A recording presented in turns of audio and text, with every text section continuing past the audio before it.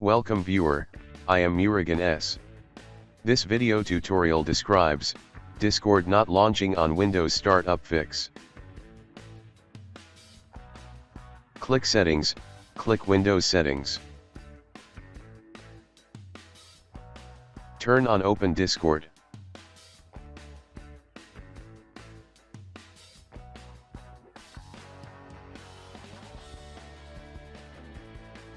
Right-click Taskbar, click Task Manager.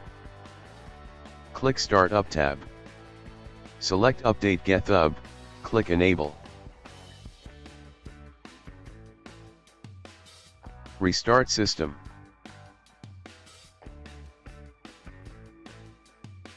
I hope this video tutorial helps to you.